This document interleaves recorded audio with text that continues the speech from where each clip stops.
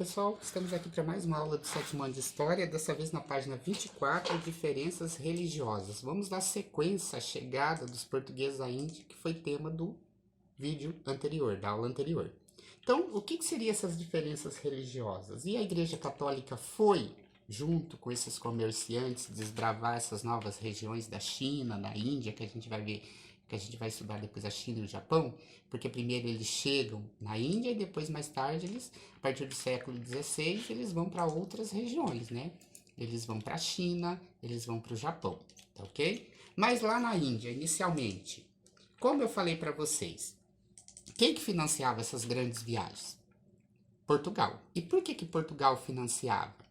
Porque Portugal já tinha um governo centralizado. Lembra o período do feudalismo, que os impostos eram pagos para os senhores feudais? Aí as cidades se libertaram dos senhores feudais, pagaram impostos para o rei criou um exército e leis, destruiu os senhores feudais e ficou com todos os impostos. Então se formou o Estado português. Portugal foi um dos primeiros estados a se formar com um território, com um governo, com uma burocracia e com uma canalização de impostos. Então o Estado português tinha condições de arcar com essas viagens.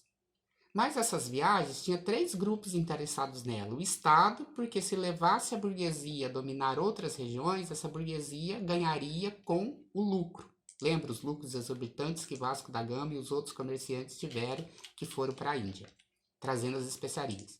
Para o Estado era bom, porque ampliava seu território e, ao mesmo tempo, quanto mais comércio na Europa, mais lucro o Estado português tinha.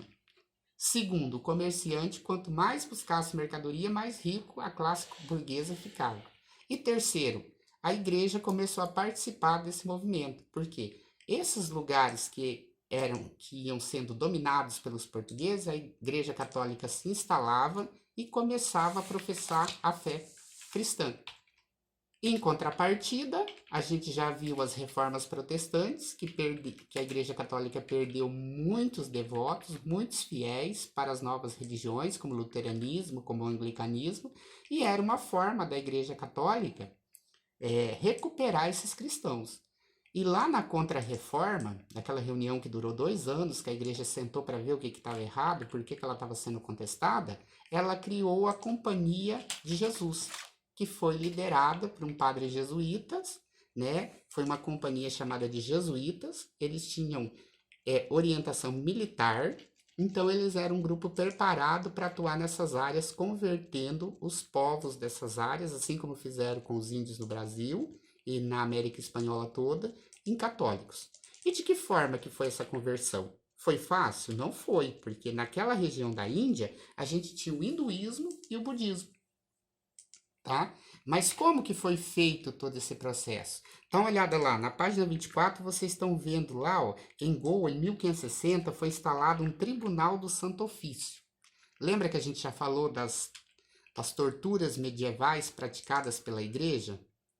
Quando as pessoas queriam professar outro tipo de religião, né? Então, o Tribunal do Santo Ofício era para caçar essas pessoas que não praticavam a religião católica, onde elas eram condenadas de estar envolvidas com bruxarias, e elas eram queimadas em fogueiras em praça pública, para dar o exemplo, porque se outra pessoa fizesse igual, era para as pessoas perceber o que iria acontecer com elas. Era uma forma de controlar a expansão da fé cristã, tá ok? Agora, como que essa fé cristã entra num país que tinha a religião hindu e budista como as religiões mais fortes? Não conheciam o cristianismo, né? Por exemplo, o hinduísmo mesmo. O hinduísmo é uma religião formada a partir das ideias de um rio, né? O rio hindu, que para eles é, na verdade, a extensão do cabelo da deusa principal, a deusa Shiva, por isso que eles banham no rio hindu, por isso que eles jogam seus mortos, e hoje até um problema social muito grande de questão de saúde pública, né? Porque, de certa forma, tem todo um mito em volta daquela região, assim como também tem no Rio Ganges, tá? Então, está muito ligada à questão das forças da natureza. Para o hinduísmo, a vida é cíclica. O que você faz aqui, você paga aqui, né? Você não morre para você pagar isso em outro plano, por exemplo, no céu ou num plano pior, que seria o inferno, dentro de uma concepção de bem e mal. Não, quando você morre, você tem o karma, né? Você carrega o karma da sua vida anterior. O que você fez nessa vida, você vai pagar na próxima vida, não tem como se livrar disso. E você vai reencarnando por várias vezes até que você melhore, tá? Muito próximo da ideia do budismo, né? O budismo também tem o Siddhartha Gautama, né? Que era o Buda, filho de um príncipe que vivia num palácio muito rico e o pai dele escondia a realidade social. Um dia ele conseguiu fugir do palácio e viu que a população vivia uma situação muito ruim, enquanto eles viviam uma situação muito boa no palácio.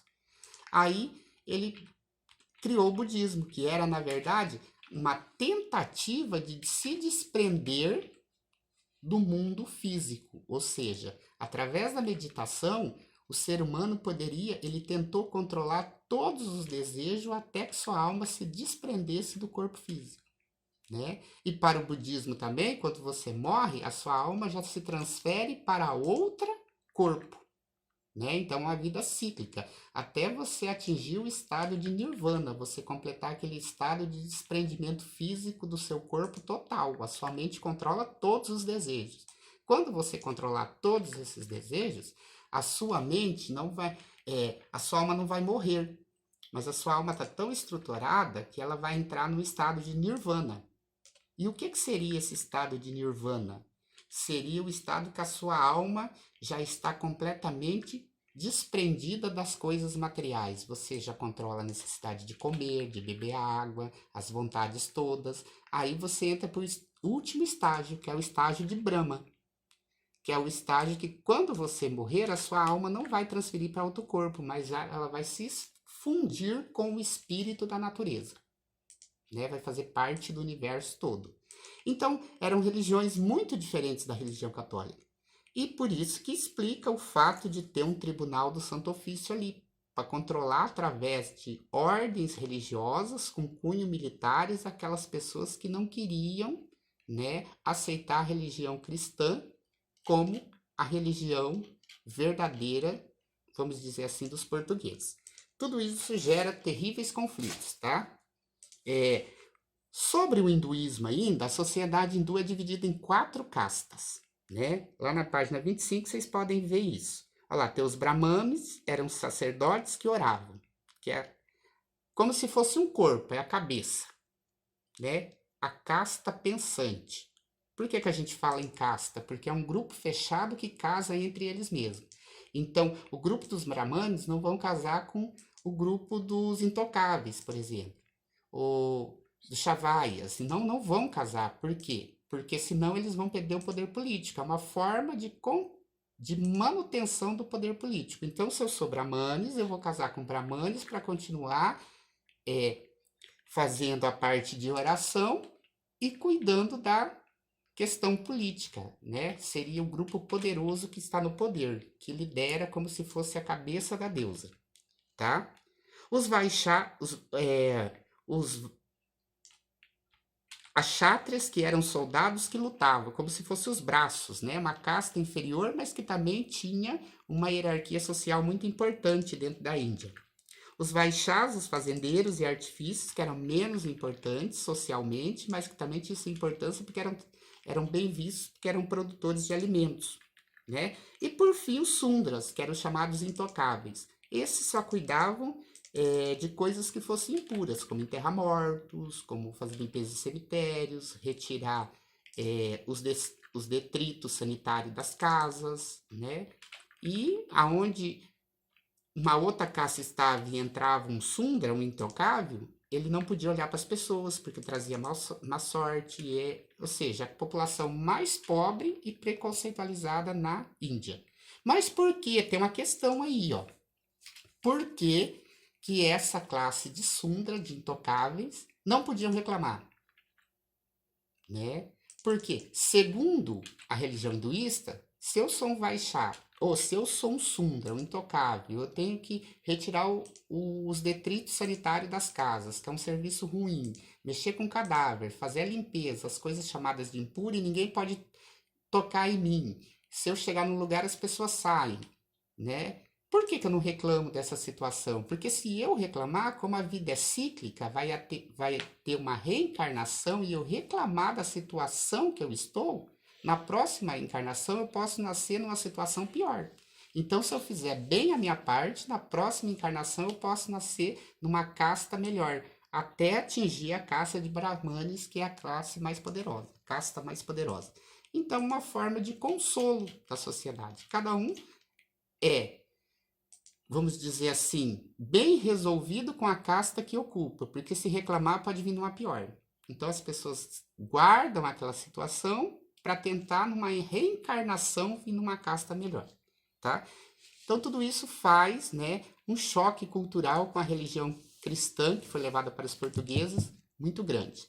Tá ok, pessoal? Até a próxima aula.